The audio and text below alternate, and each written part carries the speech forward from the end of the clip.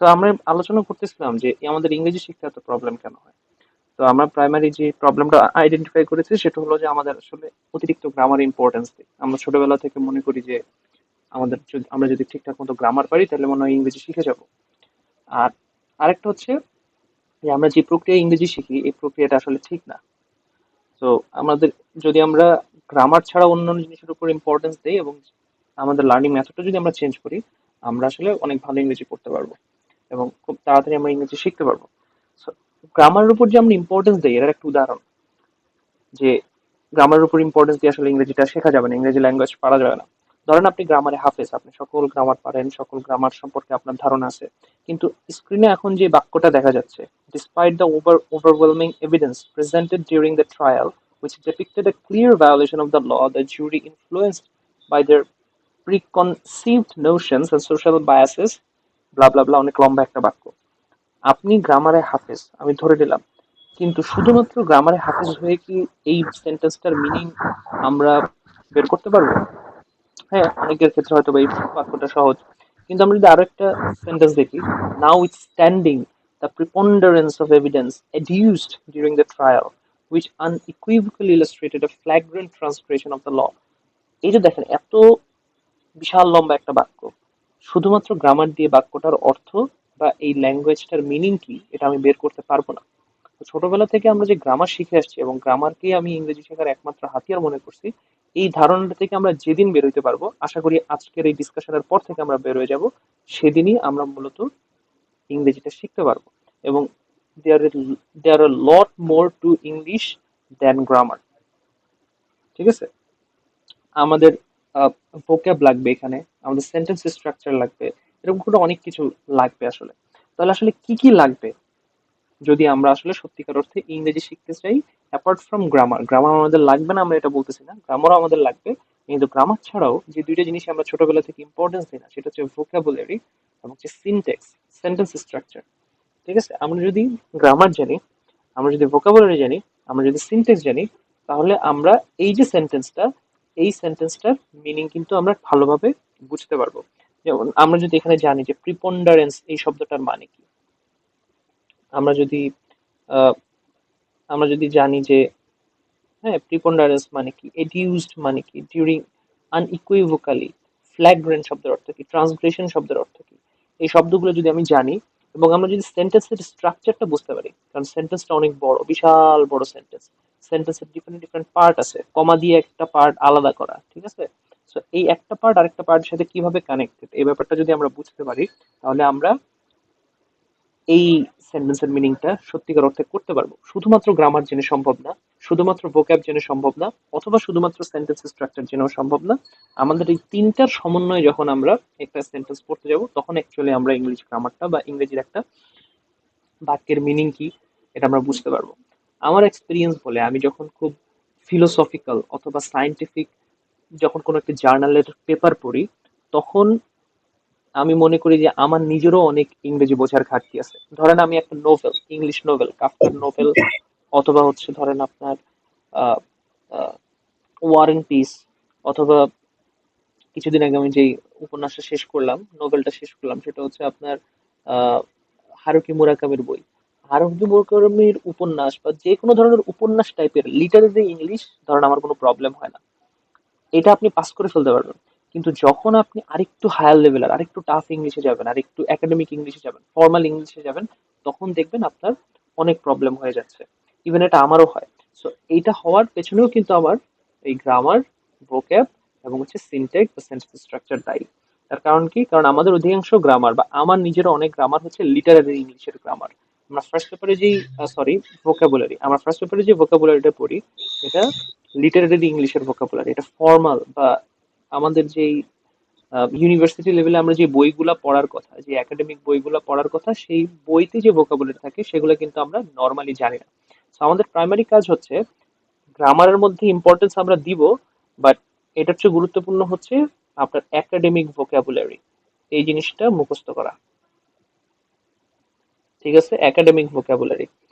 দুই নম্বর হচ্ছে sentence structure সম্পর্কে জানা। এখন একাডেমিক ভোকাবুলারি আমরা কই পাবো? জিআরই এক্সামের নাম শুনছেন না আপনারা সবাই? জিআরই, জিআরই এক্সামের মধ্যে প্রায় 1000টা ওয়ার্ড আপনাদেরকে মুখস্থ করানো হবে যে ওয়ার্ডগুলা নর্মালি একাডেমিক রাইটিং এ বা একাডেমিক ইংলিশে অনেক বেশি ফ্রিকুয়েন্ট। তো আমরা আমাদের আগামী 3 মাসে আমাদের যে পথ চলা, সেখানে আমরা জিআরই ওয়ার্ড গুলা কি কি সেগুলা আমরা টাস্ক দিয়ে দিব, এবং 3 মাসের মধ্যে আমরা চেষ্টা করবো এই 1000 ওয়ার্ড যেন আমরা মেমোরাইজ করে ফেলতে পারি। তাহলে একদিকে আমাদের গ্রামার হবে, অন্যদিকে ভোকাবুলারি হবে, অন্যদিকে সেন্টেন্স স্ট্রাকচার হবে। এর মাধ্যমে আমরা ইংরেজি ল্যাঙ্গুয়েজটার ভেতরে প্রবেশ করবো ধীরে ধীরে। আচ্ছা, এবার 2 নম্বর হচ্ছে আমাদের রং লার্নিং মেথড। আমরা যে প্রক্রিয়ায় ইংরেজি শিখি এটা আসলে একেবারেই ভুল, তাই না? আমরা তো একটু আগে ভাইয়া শিখলাম। স্লাইডটা কি চেঞ্জ হয়েছে? আমাদের এখানে স্লাইডটা কি দেখাচ্ছে সবার? হ্যাঁ, স্লাইড চেঞ্জ হচ্ছে। একটু ওয়েট করেন, তাহলে স্লাইড চেঞ্জ হবে। আর আমি এটা রেকর্ড যেহেতু করতেছি, সেহেতু আপনারা রেকর্ডিং ভার্সনও পেয়ে যাবেন, কোনো সমস্যা নেই। 2 নম্বর হলো যে আমাদের রং লার্নিং মেথড। আপনারা একটু শোনেন, কারণ আমি এমন ভাবেই বলবো যেন আপনারা মানে চোখ বন্ধ করেও যদি শোনেন তাহলে আপনাদের কাছে একদম স্পষ্ট হয়ে যাবে।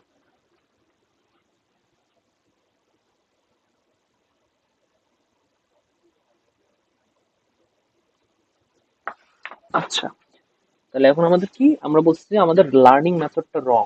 আমরা যেভাবে শিখি এটা আসলে শেখার কথা না। তাহলে আমরা লার্নিং মেথডের রং জায়গাটা কোথায়? দেখেন, আমরা সর্বপ্রথম শুরু করি ছোটবেলা থেকে, ক্লাস 1-এ, ক্লাস 2-তে, এবং হচ্ছে ইভেন এইচএসসি এসএসসি লেভেলে আমরা শুরু করি কিন্তু গ্রামার দিয়ে। আমরা প্রথমে গ্রামার শেখার ট্রাই করি, গ্রামারে হাফেজ হওয়ার ট্রাই করি, রুল মুখস্থ করার ট্রাই করি। তারপর হচ্ছে আমরা রিডিং করার ট্রাই করি। একটা টেক্সট দেখে আমরা রিডিং করি ফার্স্ট পেপারে, সেকেন্ড পেপারে, অথবা যারা আলাদা বই পড়তে চায় তারা রিডিং পড়ে। এরপরে আমরা লেখা শুরু করি, এবং সর্বশেষে আমরা স্পিকিং শুরু করি। কিন্তু আপনি খেয়াল করেন, আপনি যখন বাংলা ভাষা শিখেছেন, বাংলা ল্যাঙ্গুয়েজ যখন, এটা যখন আপনার নেটিভ ল্যাঙ্গুয়েজ, এটা যখন শিখেছেন, আপনি কি সবার আগে গ্রামার দিয়ে শুরু করেছেন, তারপর রিডিং করেছেন, তারপর রাইটিং করেছেন, তারপর কি স্পিকিং করেছেন? সেটা কিন্তু আপনি করেন নাই। তাহলে আপনি কিভাবে শুরু করছেন? আপনি শুরু করছেন একেবারে রিভার্স প্রসেসে। আপনি সবার আগে স্পিকিং করছেন, তারপরে লেখা ট্রাই করছেন, তাই না? আমরা সবার আগে আব্বু, আম্মু, আল্লাহ, খোদা ইত্যাদি বলা শুরু করছি। তারপরে কি হয়েছে, আব্বু আম্মা আমাদেরকে স্বরেও লেখাইছে, স্বরে আ লেখাইছে। নিজের নামটা লেখানো শুরু করছে। তারপরে আমরা রিডিং এ গেছি, এক্সটেন্সিভলি রিডিং এ গেছি। তারপরে গিয়ে আমরা বাংলা গ্রামার শিখছি। তো আমরা বাস্তবিক অর্থে যেভাবে বাংলা ভাষাটা শিখি, যে প্রক্রিয়ায়, যে মেথডে বাংলা ভাষা শিখি, আর যে প্রক্রিয়ায় ইংরেজি ভাষা শিখি, সেটা একেবারে উনো রিভার্সের মতো, উল্টা। যে কারণে আমাদের আসলে ইংরেজি শিখতে প্রবলেম হয়। তো আমরা যেভাবে আমাদের নেটিভ ল্যাঙ্গুয়েজ বাংলা শিখছি, একই রকম ভাবে যদি আমরা ইংরেজি ল্যাঙ্গুয়েজও শেখার ট্রাই করি, অর্থাৎ speaking, writing, reading and then grammar, তাহলে আমাদের ইংরেজি লার্নিং করতে 16 বছর সময় লাগবে না। আমরা 1 বছর 2 বছরের মধ্যেই প্রপারলি ইংরেজিটা শিখে ফেলতে পারবো। তবে এইখানে স্পিকিং আগে, রাইটিং আগে, রিডিং আগে, গ্রামার পরে, এরকম করে ভাবলে চলবে না। প্রত্যেকটাই ইম্পর্টেন্ট, এবং প্রত্যেকটাই সাইমালটেনিয়াসলি আমাকে কিন্তু পড়তে হবে। প্রত্যেকটা সাইমালটেনিয়াসলি আমাকে প্র্যাকটিস করতে হবে, তাইলে আমি প্রপারলি 1 বছরের মধ্যে, 2 বছরের মধ্যে একদম হাফিজ হয়ে যাবো ইংরেজিতে। ইংরেজিতে আমি কথা বলতে পারবো, ইন্টারেক্ট করতে পারবো, অল অ্যাক্টিভিটিস করতে পারবো। আচ্ছা, এই হচ্ছে আমাদের মোটামুটি ব্যাপার। গ্রামার পড়ার ক্ষেত্রে গ্রামারের যে ম্যাথোডোলজিক্যাল প্রবলেমটা আমাদের হয়, সেটা হলো আমরা যখন গ্রামার পড়ি তখন আমরা ইউজেবিলিটি হিসাব করে গ্রামার করে পড়ি না। অর্থাৎ গ্রামারটা কোথায় ব্যবহার হবে ওইটা আমি হিসাব করি না। আমরা হিসাব করি হচ্ছে কোয়েশ্চেন অ্যান্সার করতে। আমরা ছোটবেলায় যখন গ্রামার পড়ছি বা এখনো যখন গ্রামার পড়ি, আমরা কি চিন্তা করি যে আমরা চাকরিতে একটা শূন্যস্থান আসবে, শূন্যস্থান পূরণ করার জন্য আমরা গ্রামারটা পড়ি। কিন্তু গ্রামার তো শূন্যস্থান পূরণ করার জন্য না। গ্রামারটা আসলে একটা সেন্টেন্স যেন আপনি সঠিকভাবে লিখতে পারেন। তো আমাদের গ্রামার পড়ার স্টাইলের মধ্যে ইউজেবিলিটি নাই। মানে আমি যে গ্রামারটা পড়ছি সেটা একটা বাক্যে কিভাবে আমি ব্যবহার করবো এটা নাই। আমাদের আসলে হচ্ছে আমরা কিভাবে একটা শূন্যস্থান পূরণ করবো সেটা। কারণ আমরা যখন ইফ ক্লজের রুল পড়ি, আমরা কিভাবে পড়ি? আমরা পড়ি যে ইফ ক্লজের সাথে যদি পাস্ট টেন্স থাকে, অপর পাশে উড, কুড, মাইট থাকে। কিন্তু এইভাবে আমাদের গ্রামার পড়া ঠিক না। আমাদের পড়তে হবে যে এই যে ইফ ক্লজের সাথে পাস্ট টেন্স এবং ওই পাশে উড, কুড, মাইট আছে, এটা কোন মিনিং দেয়, কোন ক্ষেত্রে আমি এই ধরনের সেন্টেন্স স্ট্রাকচার ব্যবহার করব। হ্যাঁ, আমি যখন লিখতে যাব তখন কোন কোন জিনিস মাথায় রাখলে পরে আমি গ্রামারটা ঠিকঠাক মতো আমার রাইটিং এ ব্যবহার করতে পারবো। এই মেথডটা নিয়ে যদি আমরা পড়ি তাহলে আমরা গ্রামারটা খুব ভালোভাবে পড়তে পারবো। এটা চিন্তা করার কোনো কারণ নেই। আমরা এই মেথডটা অবলম্বন করি আগামী 3 মাস ইনশাল্লাহ পড়াশোনা করার ট্রাই করবো। রাইটিং এর ক্ষেত্রে রাইটিং এর ক্ষেত্রে আমরা সবসময় যে ভুলটা করে আসছি, আমরা ফ্রি হ্যান্ড রাইটিং প্র্যাকটিস করে আসছি। ছোটবেলায় যখন আমাদের স্কুলে ছিলাম, বা এখন যখন অনার্স লেভেলে আছি, আমরা কি করি? আমরা কিন্তু চিন্তা ভাবনা করে লিখি না। আমরা একদম মনে যা আসে তাই ইংরেজি, মনের মাধুরী মিশায় ইংরেজি লিখি। এটার বলে ফ্রি হ্যান্ড রাইটিং। সবসময় মাথায় রাখবেন, রাইটিং এর জন্য সবচেয়ে বড় শত্রু হচ্ছে ফ্রি হ্যান্ড রাইটিং। রেদার আমাদেরকে কি করতে হবে, আমাদেরকে থটফুল রাইটিং করতে হবে। আমরা ফ্রি হ্যান্ড রাইটিং করবো না আজকে থেকে। ইভেন আপনি যখন পরীক্ষার হলেও বসেন, আপনারা যারা ইংরেজিতে পরীক্ষা দেন, আপনারাও নিজেরাই অনুমান করেন, নিজেরাই খেয়াল করে দেখেন যে আপনারা কিন্তু ফ্রি হ্যান্ড রাইটিং করেন, মনে যা আসে তাই লিখেন। রাইটিং এর মধ্যে কোনো স্ট্রাকচার, এটা কোনো নিয়ম কানুন কিন্তু আপনি ফলো করেন না। তো আমরা যখন থটফুল রাইটিং করব, তখন আমরা নিয়ম কানুনের উপর ভিত্তি করে রাইটিং প্র্যাকটিসটা করব, যেটাও আমরা শিখবো ধীরে ধীরে। এটা নিয়ে আপনাদের ভয় পাওয়ার কোনো কারণ নেই। কিভাবে থটফুল রাইটিং প্র্যাকটিস করতে হয় সেটা আমরা শিখবো। এটা যদি আমরা প্র্যাকটিস করতে পারি, তাহলে আমাদের রাইটিং ম্যাথোডোলজিক্যালি কারেক্ট হবে এবং আমরা ভালো রাইটিং শিখতে পারবো। এরপরে আছে স্পিকিং। স্পিকিং এর ক্ষেত্রেও আমরা কি করি, ওই যে একটা খুব মজার ভিডিও আছে না, যে তিন বন্ধু এক জায়গায় বসছে, বসে বলে যে চল আমরা ইংরেজি স্পিকিং প্র্যাকটিস করি। তারপর yes yes yes, bird, beautiful ইত্যাদি বলে। তো এখন প্রবলেমটা হলো কি, সবাই ফ্রি স্পিকিং করার ট্রাই করে, কোনো প্ল্যান ছাড়া, কোনো নির্দিষ্ট টপিক ছাড়া, কোনো নির্দিষ্ট গন্তব্য ছাড়া মনে যা আসে তাই বলা শুরু করে। মনে যা আসে তাই বলা যাবে না, আমাদেরকে থটফুল, এখানে রাইটিং হবে না, এখানে হবে স্পিকিং। হ্যাঁ, থটফুল স্পিকিং প্র্যাকটিস করতে হবে, মানে হচ্ছে আপনাকে প্রত্যেকটা কনটেক্সট অনুযায়ী স্পিকিং করতে হবে। যে আপনি যদি স্যারের সাথে কথা বলেন তখন কিভাবে কথা বলবেন, আপনি ক্লাসে প্রেজেন্টেশন দিলে কিভাবে কথা বলবেন, আপনি ইন্টারভিউ নিতে গেলে কিভাবে কথা বলবেন, কেউ কোয়েশ্চেন করলে আপনার অ্যান্সার কিভাবে দিবেন। তো এরকম থটফুল ওয়েতে প্রত্যেকটা event by event, scenario by সিনারিওতে কিভাবে কথা বলতে হয়, এইটা শিখে তারপর হচ্ছে আমাদের স্পিকিংটা প্র্যাকটিস করতে হবে। নট লাইক যে আমি হঠাৎ করে একটা সিচুয়েশনে পড়ে গেলাম, আমি কিভাবে কথা বলবো, এইটা প্র্যাকটিস করবো। ঠিক আছে, সো আন্দাজে আন্দাজে স্পিকিং করা যাবে না, থটফুল স্পিকিং প্র্যাকটিস করতে হবে, সিচুয়েশন অনুযায়ী ইংলিশ প্র্যাকটিস করতে হবে। তো এইভাবে যদি আমরা করতে পারি, তাহলে আমি স্পিকিংটা ভালো পারবো। আর লাস্টলি হচ্ছে রিডিং। আমরা অধিকাংশ সময় শুধু টেক্সট বুক পড়ি, অন্যান্য সোর্স পড়ি না, যে কারণে আমাদের রিডিংটা ভালো হয় না। আমরা যেদিন টেক্সট বুকের বাইরে গিয়ে অন্যান্য সোর্স থেকে রিডিং করা শুরু করব, সেদিন আমাদের রিডিংটা রিয়েলি আপগ্রেড হবে। এবং রিডিং এর সময় একটা জিনিস মাথায় রাখতে হবে, এভরি সিঙ্গেল ভোকাবুলারি আপনাকে নোট ডাউন করতে হবে। এভরি সিঙ্গেল ভোকাবুলারি আপনাকে জানতে হবে। কোন একটা টেক্সটের যেই ভোক্যাবটাই আপনি জানবেন না, সেই ভোক্যাবটাই আপনি নোট করে রাখবেন, কোনো ভোক্যাবকে বাদ দেওয়া যাবে না। সো রিডিং এর ক্ষেত্রে ভোক্যাব অনেক ইম্পর্টেন্ট। সো এই কয়টা জিনিস যদি আমরা মাথায় রেখে আহ, ইংরেজি পড়ার ট্রাই করি, তাহলে আমরা দেখবো যে আমাদের আসলে খুব ভালোভাবে আহ, দেখবেন যে ইংরেজি শেখা হয়ে যাচ্ছে অতি শীঘ্রই। আমাদের 1 বছরের মধ্যে আমরা একটা বড় চেঞ্জ দেখতে পাবো আমাদের। আর বাকি আগামী 3 মাসে আমরা শুধু এই লার্নিং টেকনিক এবং ওয়ে আউট গুলো দেখা ট্রাই করব। আশা করি 3 মাসের পরে, 3 মাসের সর্বশেষতম দিনে আপনি আপনার আজকের দিন থেকে যেই আজকের দিনে আপনি যেটা, 3 মাসের সর্বশেষতম দিনে আপনি সেরকম মানুষ থাকবেন না। ইংরেজি ব্যাপারে আপনার ভীতি থেকে শুরু করে সবকিছু ইনশাল্লাহ কেটে যাবে। আপনি অনেক মুখস্থ করলেন, সেটার কোনো লাভ নাই। আপনাকে ফাইনালি করতে হবে প্র্যাকটিস। আপনাকে আমি দেখাই দিতে পারবো কোন ওয়েতে শিখতে হবে, কোথায় যাইতে হবে, ম্যাটেরিয়ালস গুলো কোথায় পাইতে হবে। আপনি একটা ভুল করলে আমি আপনাকে দেখাই দিব, আপনি মুখস্থও করে ফেলতে পারবেন। বাট উইদাউট প্র্যাকটিস আপনি আসলে কোনোভাবেই জানবেন না, বা কোনোভাবেই কোনো একটা ল্যাঙ্গুয়েজের উপর মাস্টার হইতে পারবেন না। আপনাকে যদি মাস্টার হইতে হয়, তাহলে প্র্যাকটিস করতে হবে। মনে করেন আপনি রাস্তা দিয়ে গেছেন, আজকে খুব প্রোফাউন্ড একটা ঘটনা দেখছেন, একটা বুড়া লোক রিক্সা চালাচ্ছে, আপনার একদম মনটা ছারখার হয়ে গেছে, দিলটা খান খান হয়ে গেছে বুড়া লোকটাকে দেখে। এটা আপনার জীবনে একটা প্রোফাউন্ড এক্সপিরিয়েন্স। বাসার মধ্যে আসেন, ওটা লিখে ফেলেন। বাসার মধ্যে আসেন, যেটা লিখছেন সেটার উপর 2 মিনিট কথা বলেন। ঠিক আছে, এবং যদি পারেন তাহলে এই যে বৃদ্ধ লোক, মানুষের দারিদ্রতা, এটার উপর একটা পডকাস্ট দেখেন। হ্যাঁ, আপনার লিসনিং ভালো হবে, আপনার রাইটিং ভালো হবে, আপনার আহ, আপনার কি বলা যায় এটাকে, আপনার স্পিকিং স্কিলও ভালো হবে। তো এইভাবে করে আমাদের জীবনের প্রাত্যহিক যেই ঘটনাবলী, এটাকে ইংলিশে কনভার্ট করা আমাদের প্র্যাকটিস করতে হবে, তাহলে দেখবেন আপনি ইংরেজিতে ভালো করতেছেন। এখন আপনাদের অনেকের প্রশ্ন, ভাই 3 মাসে কি এটা পসিবল? 3 মাসে কি আসলে ইংরেজি করা পসিবল? আমি কেন 3 মাসের কথাটাকে বেশি হাইলাইট করতেছি, তার কারণ সাজিদ আজমত খন্দকার নামে ঢাকা ইউনিভার্সিটির আইবি এর একজন ডিবেটার ছিল। তো আমাদের ডিবেট সার্কিটে সাজিদ আজমত খন্দকার এবং সৌরদীপ পাল, এই দুজন ব্যক্তি অনেক ইম্পর্টেন্ট। এরা important not because they are just good debaters, but because they won the world championship of the debate from Bangladesh. তারা বাংলাদেশ থেকে ডিবেটের যে ওয়ার্ল্ড চ্যাম্পিয়নশিপ সেটা উইন করছে। ধরেন ফুটবলের ডিবেট চ্যাম্পিয়নশিপ কোনটা, সরি ফুটবলের গ্লোবাল চ্যাম্পিয়নশিপ কোনটা, ফিফা, রাইট?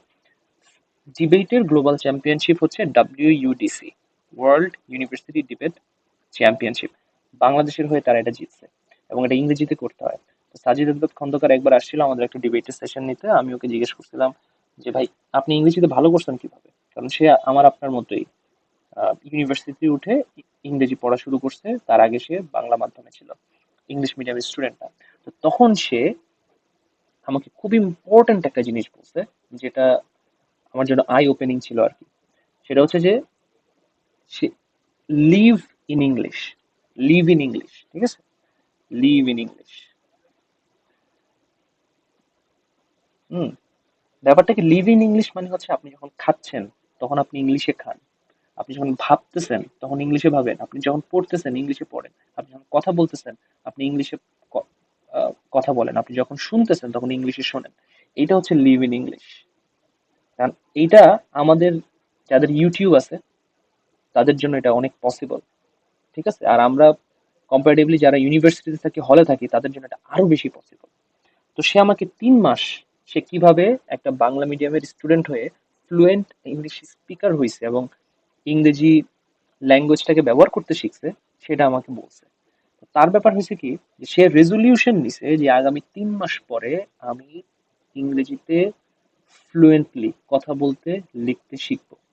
সে যেটা করছে, সে হচ্ছে যখন লিখছে ইংরেজিতে লিখছে, কোনো পরীক্ষা সে হচ্ছে পরীক্ষা থেকে শুরু করে ফেসবুক পোস্ট থেকে শুরু করে কমেন্টস থেকে শুরু করে কোনোটাই সে ইংরেজিতে বাংলায় লিখে নাই, সব ইংরেজিতে লিখছে। গ্রামাটিক্যাল মিস্টেক্স হয়েছে, ডাজন্ট ম্যাটার, ও এটা ইংরেজিতে লিখছে। এক, 2 নম্বর, ও যখন যার সাথেই কথা বলছে, বাসায় হোক, রিক্সাওয়ালার সাথে হোক, টং দোকানের সাথে হোক, ফ্রেন্ডসদের সাথে হোক, সবার সাথে ইংরেজিতে কথা বলছে, সবাই অনেক হাসাহাসি করছে।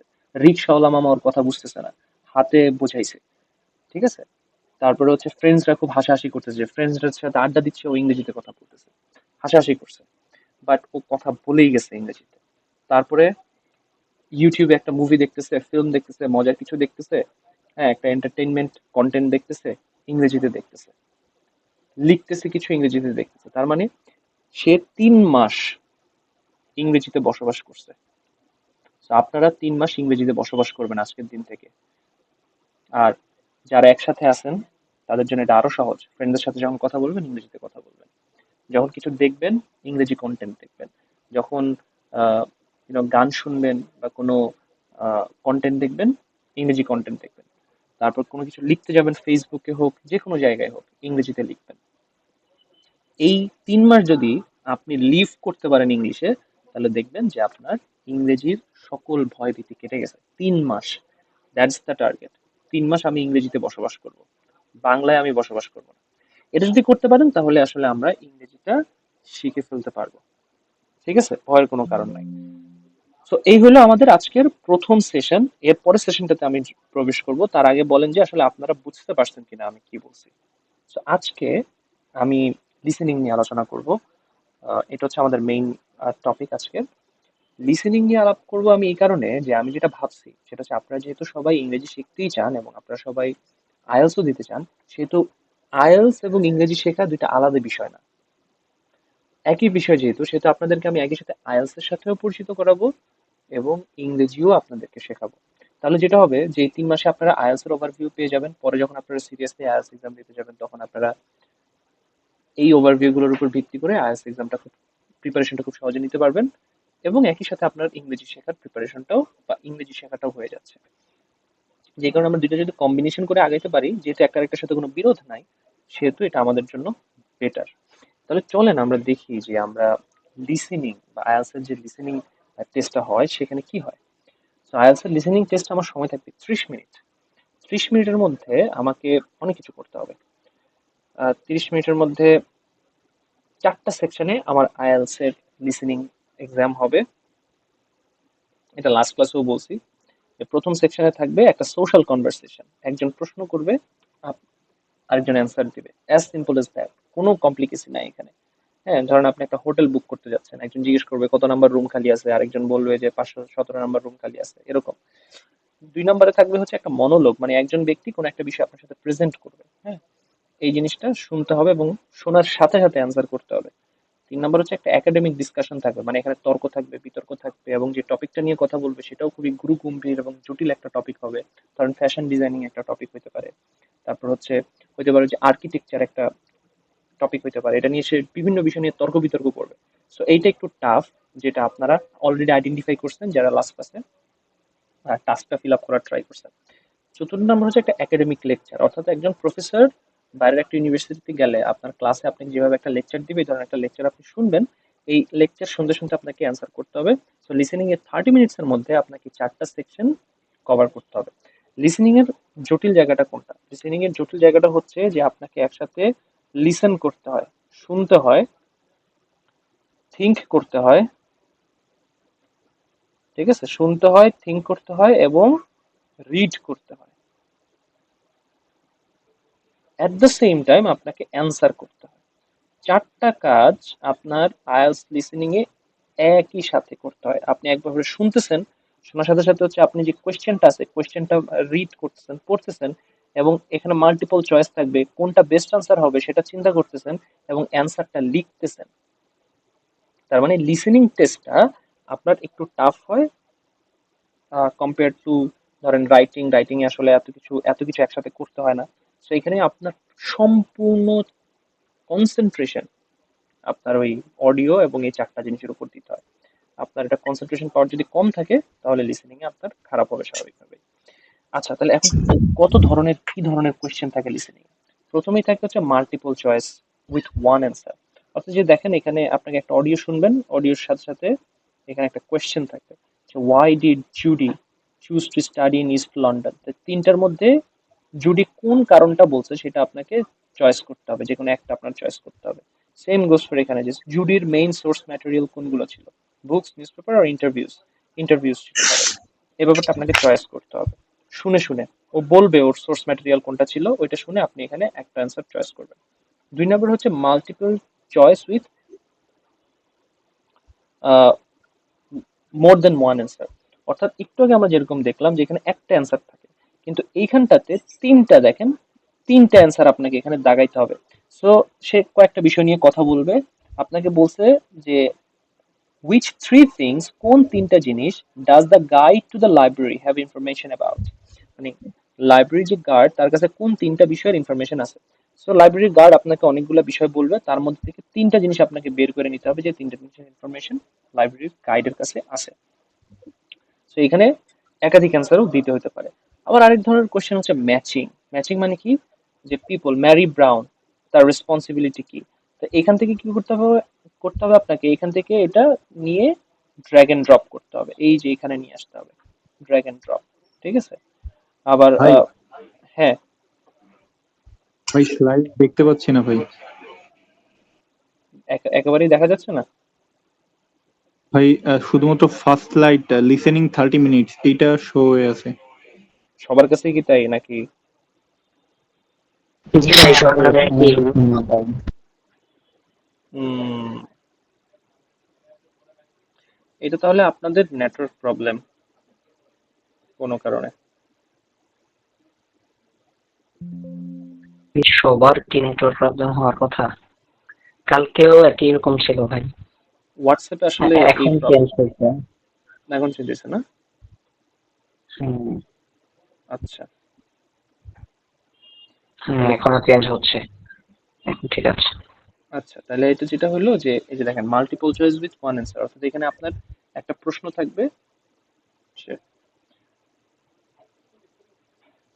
সেখানে একটা প্রশ্ন থাকবে, তিনটা অপশন থাকবে, আপনার যে কোনো একটা প্রশ্ন, তিনটা অপশন, তার মধ্যে যে কোনো একটা চয়েস করতে হবে। কিভাবে চয়েস করবেন, ওই যে সে বলতেছে, সে বলা থেকে শুনে শুনে একটা অপশন চয়েস করতে হবে। এরপরে হচ্ছে মোর দেন ওয়ান অ্যান্সার। মোর দেন ওয়ান অ্যান্সার মানে হলো যে আপনাকে একটু আগে যেরকম একটা অপশন ছিল, এখানে অনেকগুলো অপশন থাকবে, তার মধ্যে থেকে একাধিক, যেমন এখানে বলছে তিনটা অপশন চয়েস করতে, তিনটা অপশন চয়েস করতে হবে। আরেকটা হবে ম্যাচিং। ম্যাচিং মানে কি, দেখেন ম্যারি ব্রাউন, এরপরে ফাঁকা জায়গা। ম্যারি ব্রাউনের রেসপন্সিবিলিটি কি, সেখানে অনেকগুলো রেসপন্সিবিলিটি এখানে দেওয়া আছে, যে কোনো একটা রেসপন্সিবিলিটি ম্যারি ব্রাউনের। আপনাকে সেটা শুনে বুঝতে হবে যে কোন রেসপন্সিবিলিটিটা ম্যারি ব্রাউনের, সেটা এখানে বসাইতে হবে। ফুড, জন স্টিভেন কি ফুড নিয়ে কাজ করে, হেলথ নিয়ে কাজ করে, না কিড কাউন্সিলিং নিয়ে কাজ করে, এইটা শুনে আপনার এখানে বসাইতে হবে। তো এইটাও আরেক ধরনের টাইপ। আরেকটা টাইপ হচ্ছে লেবেলিং অন ম্যাপ, মানে আপনাকে একটা ম্যাপের বর্ণনা দিবে মৌখিকভাবে। দেখা যাচ্ছে স্লাইড চেঞ্জ হচ্ছে?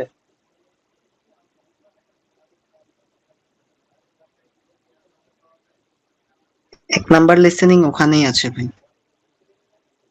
মানে স্লাইড চেঞ্জ হচ্ছে কিনা, লেবেলিং অন ম্যাপে আসছে কিনা? না না না, ওইটা এখনো আসেনি। আচ্ছা ঠিক আছে, কোথায় আসছে? ওই এক number listening matching, 3 number point যেটা ম্যাচিং তিন ছিল। নাম্বার। আচ্ছা এবার আসছে লেবেলিং অন ম্যাপ।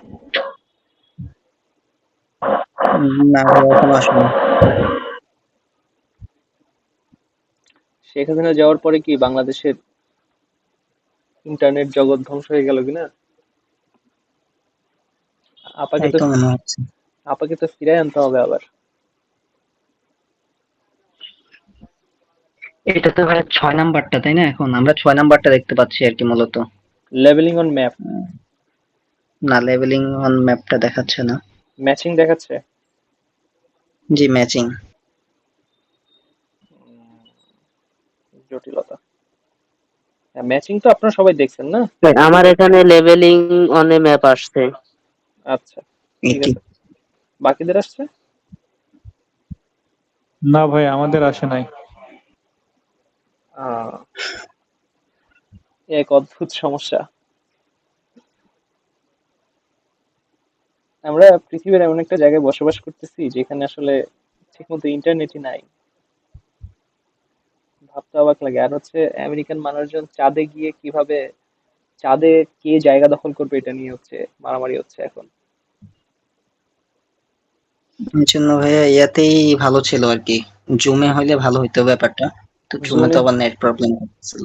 জুমে আসলে নেট প্রবলেম করতেছিল, আর দুই নম্বর কথা হচ্ছে 40 মিনিট পরে পরে বের হইতে হবে, আবার জয়েন করতে হবে, প্রবলেম হবে আর কি। আচ্ছা লেভেলিং অন ম্যাপ আশা করি এখন সবার আসছে না? ভাইয়া অনেক ছোট ভাবে আসছে, আমি তো মানে চোখে বোঝা যাচ্ছে না, মনে হচ্ছে একটা গ্রাফ কিছু আছে, হ্যাঁ ওটা তবে আপনার বুঝতে স্পষ্ট। হবে না, কোনো সমস্যা নাই, ওই ম্যাপটা বুঝতে হবে না, আমি জাস্ট বলবো, তাইলেই হবে আর কি। আপনারা শোনেন তাহলে হবে। আচ্ছা লেভেলিং অন ম্যাপের মধ্যে যেটা, সেটা হচ্ছে আপনার সামনে একটা ম্যাপ দেওয়া থাকবে, ওই যে একটু আগে লিয়া যেটা বলতেছিল যে একটা ছোট একটা ছবি দেওয়া থাকবে। ছবির মধ্যে বিভিন্ন জায়গা আইডেন্টিফাই করা থাকবে, যেমন এখানে এ আইডেন্টিফাই করা, যেমন এখানে হচ্ছে এ আইডেন্টিফাই করা আছে, বি দিয়ে একটা জায়গা চিহ্নিত করা আছে, সি একটা জায়গা চিহ্নিত করা, এখানে ডি দিয়ে আর একটা জায়গা চিহ্নিত করা, হ্যাঁ। এরকম করে বিভিন্ন জায়গা ম্যাপের এ বি সি ডি দিয়ে চিহ্নিত করা থাকবে। আর আরেকজন মানুষ প্রত্যেকটা জায়গার বর্ণনা আপনাকে মুখে দিবে, যে এই রাস্তা দিয়ে ডান দিকে গেলে ডান রাস্তার বাম পাশে একটা জায়গা আছে, হ্যাঁ, যে জায়গাটার মধ্যে ধরেন এ লেখা, তো আপনাকে বর্ণনা দিবে, ও বলবে না এর মধ্যে কি আছে, ও বলবে যে এই রাস্তার ডান দিকে গিয়ে বাম দিকে গেলে উত্তর দিকে তাকালে আমি দেখবো যে একটা স্কুল আছে। তো ওই জায়গাটা মূলত এ এর জায়গা, তো আপনাকে লিখতে হবে যে স্কুলটা আসলে এতে আছে না বিতে আছে। হ্যাঁ, এটা হচ্ছে ম্যাপ লেবেলিং করতে হবে। দেখেন এখানে আমার কুইল্ট শপ, কুইল্ট শপ মানে কি কাঁথার, কাঁথার আর কি আহ, দোকান। তো কাঁথার দোকানটা ঠিক কোথায় আছে, কাঁথার দোকানটা এ এ এ- এ আছে না বি আছে না সি আছে, এই জিনিসটা আপনাকে আইডেন্টিফাই করতে হবে। এরপর হচ্ছে ফিল ইন দ্য গ্যাপস। আপনাকে ফাঁকা জায়গা থাকবে, ওখানে হচ্ছে আপনার একটা ওয়ার্ড লিখতে হবে। ঠিক আছে, একটা ওয়ার্ড অথবা নাম্বার লিখতে হবে। এতক্ষণ কিন্তু আমরা জাস্ট খালি চয়েস করছি, হ্যাঁ, আমাদের কিছু লিখতে হয় নাই। আর এটা হচ্ছে ওয়ার্ড অথবা নাম্বার, আপনাকে কি করতে হবে, লিখতে হবে। এইখানটাতে গুরুত্বপূর্ণ ব্যাপার হচ্ছে যে আপনি যে ওয়ার্ড অথবা নাম্বারটা লিখছেন, সেটা যদি আপনার স্পেলিং মিস্টেক যায়, তাহলে কিন্তু আপনি এইটাতে মার্ক পাবেন না, মার্ক শূন্য আসবে, হ্যাঁ। তো এইটা হচ্ছে একটা সমস্যা। আপনাদেরকে অবশ্যই স্পেলিং, আইএলটিএস এর জন্য সবচেয়ে গুরুত্বপূর্ণ বিষয় হচ্ছে যেখানে অধিকাংশ স্টুডেন্টই ভুল করে, সেটা হলো যে স্পেলিং ভালো করতে পারে না। স্পেলিংটা আপনাদের ভালোভাবে এখন থেকে প্র্যাকটিস করা শুরু করতে হবে যদি আপনারা ভালো করতে চান। স্পেলিং ছাড়া আপনারা ভালো আইএলটিএস স্কোর উঠাইতে পারবেন না। তারপর হচ্ছে সেন্টেন্স কমপ্লিশন করতে হবে, এটাও আসলে একটা ওয়ার্ড লিখতে হয়, একটা সেন্টেন্স হচ্ছে লিখতে হয় আর কি। সেন্টেন্সের শেষ দিকে একটা দুইটা ওয়ার্ড ফাঁকা থাকে, এই ওয়ার্ডটা পূরণ করতে হয়। এভাবে করে মূলত আইএলটিএস লিসেনিং টেস্টটা দিতে হয়। এইখানে হচ্ছে কিছু টিপস এন্ড টেকনিক্স আছে কিভাবে করে ফাস্ট লিসেনিং আরো ভালো করা যায়। আজকে আমরা এটা আলোচনা করবো না, তার কারণ হলো আজকে আপনারা আগে একটা টেস্ট দিবেন, প্রবলেমে পড়বেন, তারপর আমি আপনাদেরকে বলবো যে কি কি টিপস এন্ড টেকনিক্স আছে। আমি আজকে আপনাদেরকে দেখাবো যে একটা টেস্ট আমরা সবাই মিলে দিব। একটা টেস্ট না, এই যে টাইপ গুলার উপর আমরা দেখবো যে আসলে টাইপ গুলা অ্যাকচুয়াল এক্সামে কিভাবে ফাংশন করে। তো আমরা তাইলে একটা টেস্ট দেখি কিভাবে ফাংশন করে, তাই না?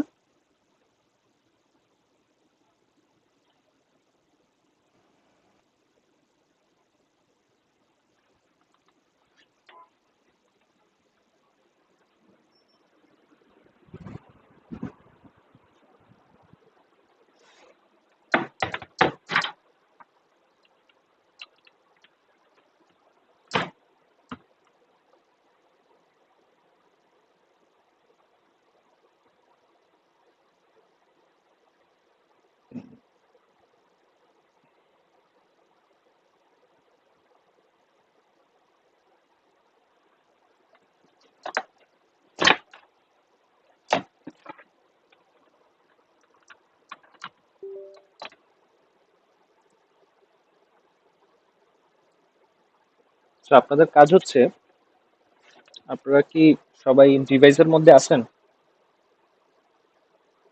সবাই, সবার হাতে তো ডিভাইস আছে না? জি ভাই আছে। আচ্ছা, তারপর হচ্ছে হোয়াটসঅ্যাপ গ্রুপটাতে আপনারা শুনবেন এবং হচ্ছে সবাই অ্যান্সার লিখবেন। আর ঠিক আছে? আচ্ছা, তো এটা হচ্ছে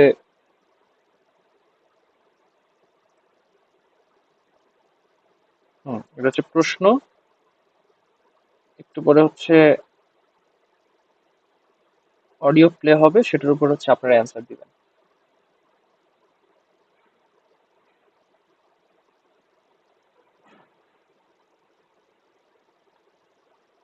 এটা হচ্ছে প্রথম type, multiple choice. Right, Judy.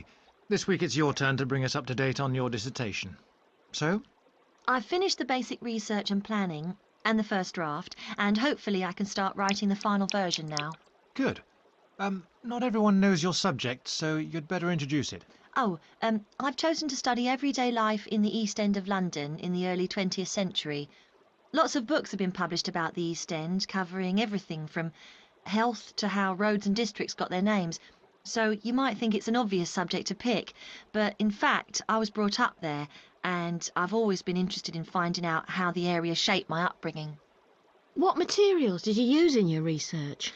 As I said, a lot's been written about the area, and I used some of it to get an idea of what to cover, but the bulk of my work is based on the elderly people from the area who I managed to contact and arrange to meet, and then recorded as they talked to me. Uh-huh. And when they referred to any specific events, I looked them up in local newspapers from the time. Was it difficult to get enough source material? Not a bit. The problem started when I thought I had enough material and sat down to devise a workable filing system. It took ages, but I was really glad of it when I came to writing the draft. Otherwise, it would have been impossible. শুনছেন সবাই?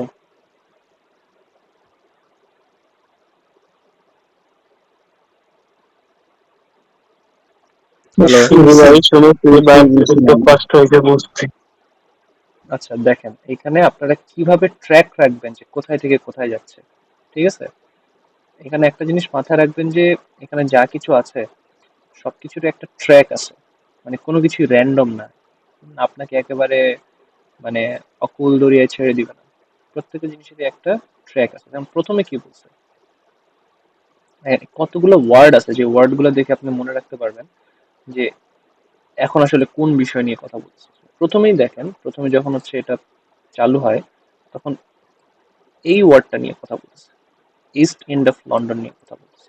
আপনার কাছে সেটা highlight করা। তারপরে দেখেন পরের কথা, এখানে ইম্পর্টেন্ট কি, ইম্পর্টেন্ট হচ্ছে সোর্স ম্যাটেরিয়াল।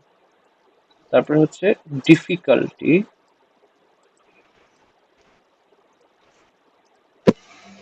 হ্যাঁ, ডিসার্টেশন। তাহলে দেখেন এই ওয়ার্ডগুলো হচ্ছে আমার মেইন টপিক, যেগুলোর উপর ভিত্তি করে কথা হচ্ছে, তাই না? তো আমি বুঝতে পারবো, যখনই এই ওয়ার্ডটা শুনবো তখন আমি বুঝবো যে এই বিষয়টা নিয়ে কথা হচ্ছে। যখনই আমি এই ওয়ার্ডটা শুনবো আমি বুঝতে পারবো যে এই বিষয়টা নিয়ে কথা হচ্ছে। এবং এই বিষয়টা নিয়ে কথা হচ্ছে মানে কি, এই বিষয়টার মধ্যে এই যে এই কয়টা এর পরের কথাবার্তায় এই অ্যান্সার গুলা থাকবে। যখন আমি দেখবো যে ডিফিকাল্টি এবং ডিসার্টেশন নিয়ে কথা হচ্ছে, তখন পরের কথাবার্তায় এই এই জিনিসগুলো নিয়ে আহ, মানে কথাবার্তা থাকবে আর কি। তো বুঝতে পারছেন যে কিভাবে করে টপিক ট্র্যাক করতে হয়, কোন টপিক থেকে কোন টপিকে যাচ্ছে। তাহলে এই জিনিসটা আপনারা আবার করেন এবং দেখেন, এবার এবার টপিক ট্র্যাক করেন।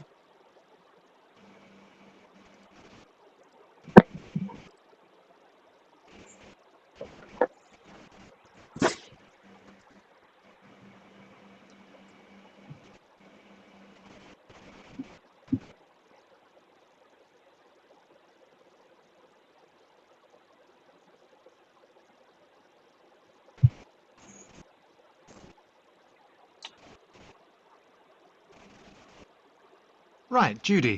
This week it's your turn to bring us up to date on your dissertation. So, I've finished the basic research and planning and the first draft, and hopefully I can start writing the final version now. good. Not everyone knows your subject, so you'd better introduce it. I've chosen to study everyday life in the East End of London in the early 20th century. Lots of books have been published about the East End, covering everything from health to how roads and districts got their names. So you might think it's an obvious subject to pick, but in fact, I was brought up there, and I've always been interested in finding out how the area shaped my upbringing. What materials did you use in your research? As I said, a lot's been written about the area, and I use some of it to get an idea of what to cover, but the bulk of my work is based on the elderly people from the area who I managed to contact and arrange to meet, and then recorded as they talked to me. Uh-huh. And when they referred to any specific events, I looked them up in local newspapers from the time. Was it difficult to get enough source material? Not a bit. The problem started when I thought I had enough material and sat down to devise a workable filing system. It took ages, but I was really glad of it when I came to writing the draft. Otherwise, it would have been impossible. আচ্ছা, এবার বলেন, এবার কি আগের থেকে এটা better বোঝা গেছে না? কখন কোন টপিক শিফট করতেছে এটা বোঝা গেছে না?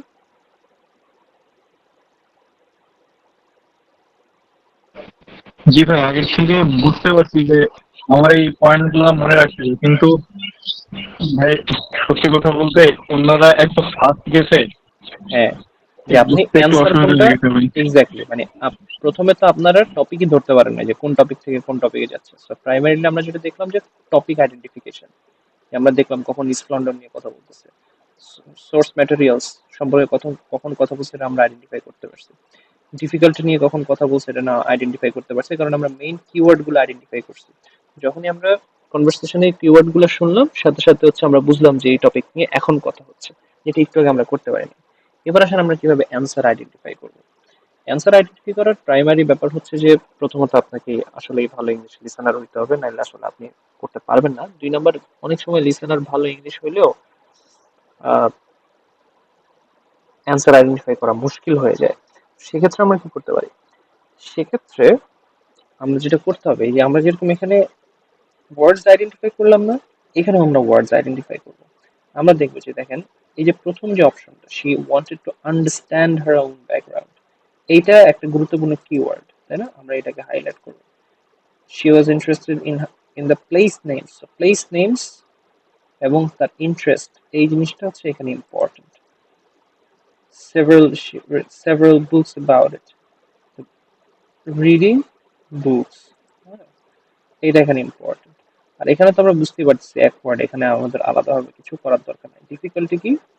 Writing,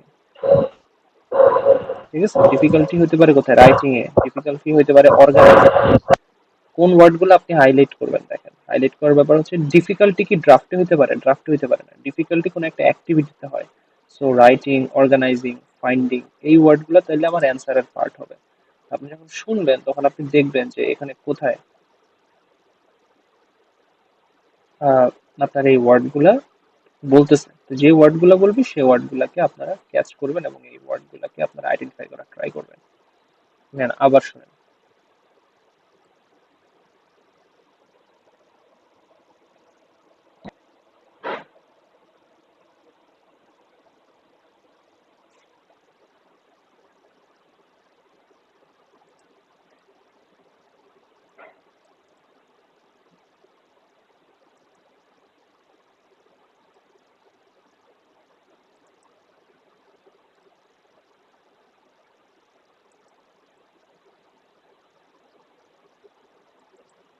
Right, Judy. This week it's your turn to bring us up to date on your dissertation. So, I've finished the basic research and planning and the first draft, and hopefully I can start writing the final version now. good. Not everyone knows your subject, so you'd better introduce it. I've chosen to study everyday life in the East End of London in the early 20th century. Lots of books have been published about the East End, covering everything from health to how roads and districts got their names. So you might think it's an obvious subject to pick, but in fact, I was brought up there, and I've always been interested in finding out how the area shaped my upbringing. What materials did you use in your research? As I said, a lot's been written about the area, and I use some of it to get an idea of what to cover, but the bulk of my work is based on the elderly people from the area who I managed to contact and arrange to meet, and then recorded as they talked to me. Uh-huh. And when they referred to any specific events, I looked them up in local newspapers from the time. Was it difficult to get enough source material? Not a bit. The problem started when I thought I had enough material and sat down to devise a workable filing system. It took ages, but I was really glad of it when I came to writing the draft. Otherwise, it would have been impossible. শুনছেন সবাই?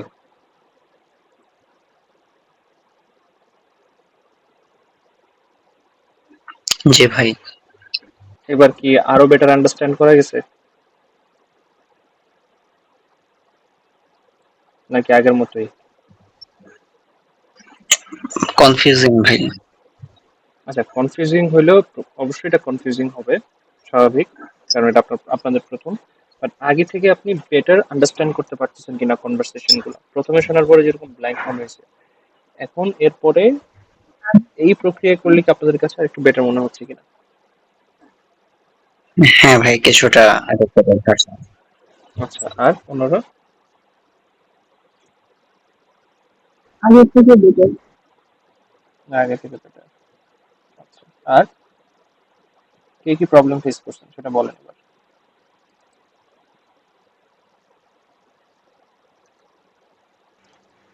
ভাই আমার এনারা first কথা বলতেছে, ওইটা ভাই বুঝতে গেলে কি ঝামেলা করছে। আচ্ছা, এটা হচ্ছে অন্তর প্রবলেম। আচ্ছা, ফার্স্ট কথা বলেন, তারপরে আর আর কে কি প্রবলেম ফেস করছেন? একটা হচ্ছে ভাই, যখন টপিকটা বলে যেমন ম্যাটেরিয়ালস, হুম, ওইটা থেকে হুট করে অন্য টপিকে চলে যায়, ওখানের ভিতরে যে অ্যান্সারটা পাবো তা নাই। আচ্ছা, অ্যান্সার তো অবশ্যই আছে, এটা মানে আমাদের বুঝতে প্রবলেম। অন্যখানে গিয়ে বলে ওয়ার্ড গুলো। হ্যাঁ হ্যাঁ, এটা সরাসরি থাকবে না, ঘুরে পেঁচায় বলবে আর কি। যে আমি যদি ভাত না খেয়ে দুধ খাইতাম তাহলে আমার খারাপ লাগতো, তার মানে হচ্ছে সে ভাত খাইতে পছন্দ করছে আর কি, এভাবে বলে। তো আপনাকে যে ভাত খাইতে পছন্দ করছে এটা আপনাকে আইডেন্টিফাই করতে হবে, লিঙ্গুইস্টিক স্কিলের সাথে কানেক্টেড এটা। আচ্ছা, তাহলে এখন আমরা এই প্রবলেমটাকে কিভাবে সলভ করব? প্রবলেমটা সলভ করার জন্য আপনাদের তো আর এখন আপনারা সবাই ইউটিউবে যাবেন। ইউটিউবে গিয়ে সার্চ দিবেন। দেখতেছেন সবাই আমি কি সার্চ দিচ্ছি? জি ভাই। হুম, এইখানে হচ্ছে এই ভিডিওগুলা খুব ইন্টারেস্টিং। প্রত্যেকটা ভিডিওর লেন্থ হচ্ছে 9 মিনিট, 10 মিনিট, হাইস্ট 15 মিনিট। 20 মিনিটের কিছু কিছু ভিডিও আছে, বাট 15 মিনিট থেকে 10 মিনিটের মধ্যেই সব ভিডিও আছে। আপনাদের কাজ হচ্ছে চোখ বন্ধ করে ভিডিওর দিকে না তাকায় আপনারা এই পুরো ভিডিওটা দেখবেন এবং মাঝখানে কোনো পজ দিবেন না, পিছনে যাবেন না, স্পিড করবেন না, একদম নর্মালি পুরো ভিডিওটা দেখবেন এবং দেখে সাথে সাথে ভিডিওগুলোতে কি বলতেছে আমরা যেরকম ক্লাস লেকচার নোট করি সেরকম ভাবে নোট করবেন ভিডিওতে আসলে কি বলা হচ্ছে। That is the first task listening improve করার জন্য। 2 নম্বর হচ্ছে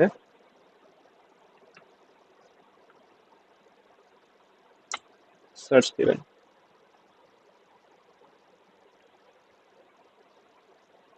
এবং এই যে এই চ্যানেলটাতে আসবেন, ঠিক আছে? এই চ্যানেলটাতে এসে এখানে আপনার যে সকল বিষয় পছন্দের, ইকোনমিক্স হোক, বায়োলজি হোক, পলিটিক্স হোক, সব বিষয় এখানে কনভারসেশন আছে। এখান থেকে 2 ঘন্টা 1 ঘন্টা আপনাদের কাজ হচ্ছে এখন থেকে প্রতিদিন অ্যাটলিস্ট একটা করে এই জিনিসটা দেখা, পডকাস্ট দেখা। এবং এতে করে এবং আপনার ওই যে বললাম আবার খাতা কলম নিয়ে বসবেন, হ্যাঁ, নোট করবেন কি শুনলেন, কে কি বললো, গেল এটা। এরপরে সার্চ দিবেন।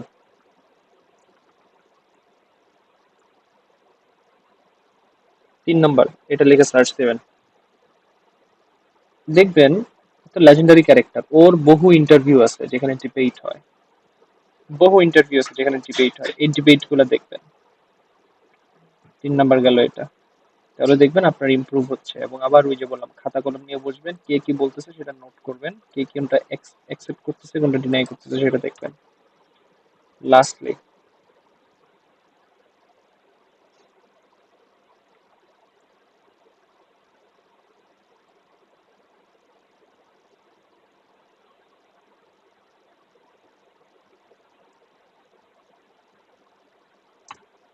এটাতে আসবেন এবং এইখানে অসাধারণ অসাধারণ কিছু ডিসকাশন আছে, মজার কিছু ডিসকাশন আছে, অনেক ইম্পর্টেন্ট মানুষদেরকে নিয়ে ডিসকাশন আছে, এই ব্যাপারগুলো দেখবেন এখানে। জাস্ট আগামী ক্লাসে আপনাদের টাস্ক হবে এই যে এই ওয়েবসাইটটার ঠিকানা আপনাদেরকে আমি দিয়ে দিব। এখানে দেখেন টেস্ট আছে। এখানে টেস্ট দেওয়ার একটা ইন্টারেস্টিং ব্যাপার হচ্ছে, ধরেন আপনি টেস্টটা দিবেন, হ্যাঁ, ধরেন এই টেস্টটা আমি দিছি, এই টেস্টটা আপনি দিবেন, আমি হচ্ছে ক্লিয়ার করে নিই। মজার ব্যাপার হচ্ছে টেস্টটা আপনি যেমন একটা এই যে এখানে যদি অডিও চালু Part করেন, 1. You will hear a woman calling a tourist information office to ask about a festival. আপনি হচ্ছে অডিওটা শুনতে পারবেন এবং আপনার অ্যান্সার স্ক্রিপ্ট এখানে পাবেন। এখানে আপনি হচ্ছে টাইপ করতে পারবেন ইনস্ট্যান্টলি, যাদের কম্পিউটার আছে তাদের জন্য সহজ হবে। বাট এখানে ইম্পর্টেন্ট ব্যাপার হচ্ছে যে কথাটা বলতেছে সেই কথাটার একটা রিটেন ফরম্যাটও এখানে আছে। এই যে দেখছেন একদম রিটেন ফরম্যাটটা এখানে আছে। সো আপনি প্রথমে রিটেন ফরম্যাটটা এখান থেকে হাইড করবেন। হাইড করে প্রথমে শুনে শুনে এই পার্টটা দিবেন। প্রত্যেকটা পার্ট আলাদা আলাদা করা আছে এখানে। এই পার্টটা দিবেন। দেওয়ার পরে কি করবেন? দেওয়ার পরে অবশ্যই আপনি অনেক কিছু পারবেন না, স্বাভাবিক। তারপরে যেটা করবেন, অ্যান্সার স্ক্রিপ্টটা খুলবেন এবার। কারণ যেটা বলতেছে যেটা লিখা আছে, এই লিখাটা খুব মনোযোগ দিয়ে পড়বেন। মনোযোগ দিয়ে পড়ে সবাই নোট করেন। প্রথম কাজ, যেই ভোক্যাবগুলো আপনি পারেন না সেই ভোক্যাবগুলো মুখস্থ করবেন। 1 নাম্বার কাজ। 2 নাম্বার কাজ হচ্ছে অডিওটা শুনবেন। শুনতে শুনতে আপনি টেক্সটটা পড়বেন। তাহলে আপনি বুঝবেন যে কোন ওয়ার্ডগুলো কিভাবে প্রোনাউন্স করা হয়। 3 নাম্বার কাজ হচ্ছে এরপরে এবার আপনি এটা হাইড করবেন। হাইড করে এবার অ্যান্সার গুলা দিবেন। বুঝা গেছে? তাহলে ওয়েবসাইটের লিঙ্কটা হচ্ছে আমি আপনাদেরকে দিয়ে দিচ্ছি। সবাই কি বুঝতে পারছেন কাজ কি দিলাম? জি ভাই, বুঝতে পারছি। বেশি টাফ হয়ে গেল কাজ?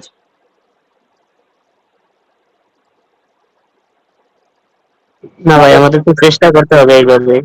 এক্স্যাক্টলি, চেষ্টা করতে হবে এইভাবে। এটা ছাড়া আসলে কোনো উপায় নেই। ঠিক আছে? তো লিসেনিং নিয়ে আসলে পুরোটাই শেখানোর কিছু নাই, পুরোটাই আপনাদের চিন্তার উপর বা আপনাদের প্র্যাকটিসের উপর নির্ভর করবে। রাইটিং এ আমাদের এবং স্পিকিং এ এবং গ্রামারে অনেক কিছু, ভোক্যাবে অনেক কিছু শেখার আছে, সেখানে আমরা অনেক টাইম ওয়েস্ট ব্যয় করবো আর কি। আচ্ছা তাহলে বলেন আজকে এতটুকু ভাই পর্যন্তই আমরা। হ্যাঁ ভাই, দ্বিতীয় তৃতীয় নাম্বার কাজটা আর একবার একটু রিপিট করবেন? আচ্ছা, দ্বিতীয় তৃতীয় নাম্বার কাজ হলো এই যে রেকর্ডিংটা তো আমরা দেখবো প্রথমে, হ্যাঁ, রেকর্ডিংটা শুনবো, শুনে প্রথমে আমরা পরীক্ষা দিব, পরীক্ষা দিয়ে কি করব, আমরা কিছু পারবো না যে কোনো একটা সেকশন, এখানে দেখেন এটা সেকশন 1 সেকশন 2 প্রত্যেকটা আলাদা আলাদা আপনি সেকশন দিতে পারবেন। তো পারবো না, খুব স্বাভাবিক। না পারার পরে যেটা করব যে আমি একবার পুরোটা এখানে যে অডিও স্ক্রিপ্টটা আছে সেটা পড়বো। পড়ার পরে প্রথম কাজ হলো ভোক্যাব দেখা। 2 নাম্বার কাজ হচ্ছে যে এই যে অডিওটা চালায় দিয়ে Part 1. এবার অডিওটা শুনতে শুনতে স্ক্রিপ্টটা পড়বেন। মানে দেখবেন যে প্রত্যেকটা ওয়ার্ডকে কিভাবে উচ্চারণ করতেছে। প্রত্যেকটা একটা সেন্টেন্সকে কিভাবে ওরা প্রোনাউন্স করতেছে, কোথায় থামতেছে, কোথায় পজ দিচ্ছে, ব্যাপারটা খেয়াল করবেন। অর্থাৎ স্ক্রিপ্টটাও দেখবেন, স্ক্রিপ্টটাও পড়বেন, ওদের কথাটাও শুনবেন। আর সর্বশেষ হচ্ছে আবার পরীক্ষাটা দিবেন। ধরেন এখানে 10টা কোশ্চেন আছে, 10টা কোশ্চেন আবার দিবেন। তারপরে দেখবেন যে আপনার একটা সিগনিফিকেন্ট ইমপ্রুভ হয়েছে।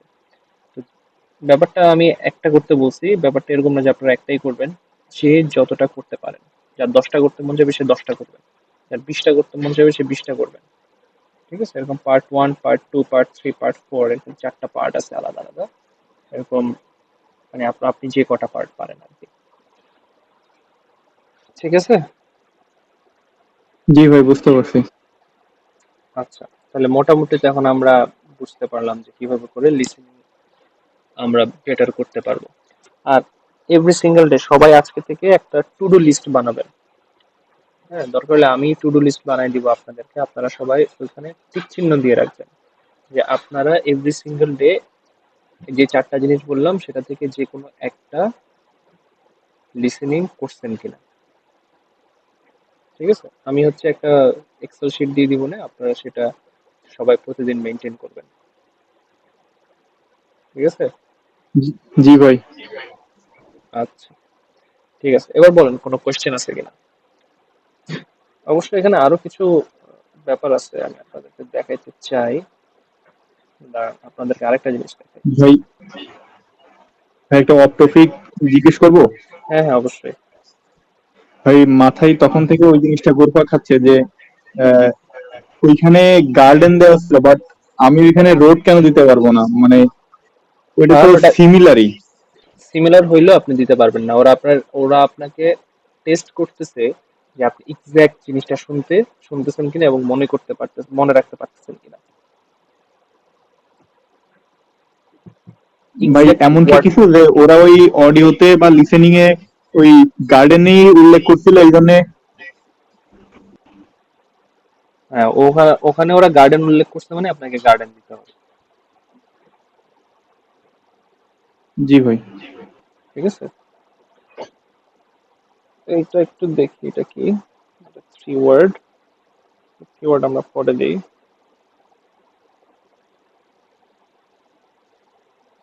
ম্যাপ দেখি একটা, চলো।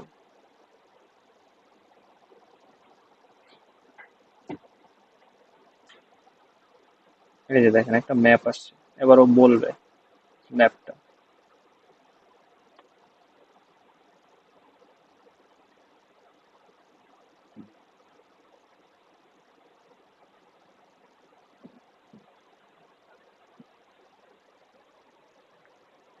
All right. Those of you who want to go on the ride, please just wait a moment while I give some directions to the rest of the group. You'll notice that the Welcome Center, where we are, is located on the southwest corner of Elm and Main Streets. For those of you interested in doing a little shopping, on the other side of Main Street, you can see a wonderful quilt shop.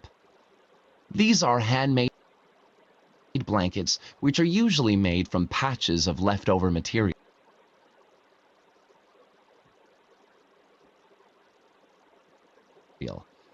They make wonderful gifts. But let me warn you, it will be hard to leave that shop, so you may want to save that for last. The next street up Main is Ash Street. On the south side of Ash is a handicrafts museum worth a look. You'll be amazed at the variety of handmade crafts there. On Main Street, in the middle of the block past Ash but before Oak Street, is a traditional one-room schoolhouse. Please be as quiet as possible and do not take photographs, as school is in session.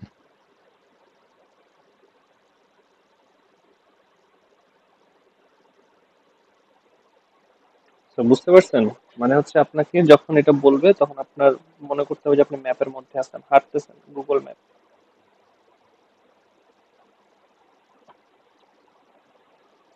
তো আপনাদের primary কাজ হচ্ছে, আজকে যেহেতু আমরা বেসিকটা বুঝলাম কিভাবে কি করব, আপনারা হচ্ছে একটা টেস্ট দেন সবাই, যেভাবে আমি বলছি। ফার্স্ট, সেকেন্ড, সেকেন্ড গুলো হচ্ছে আপনারা এভাবে পারবেন। থার্ড, অ্যান্ড ফোর্থ দেওয়ার পর নেক্সট ক্লাসে আমরা প্রত্যেকটা আলাদা আলাদা কোয়েশ্চেন টাইপ নিয়ে কাজ করব।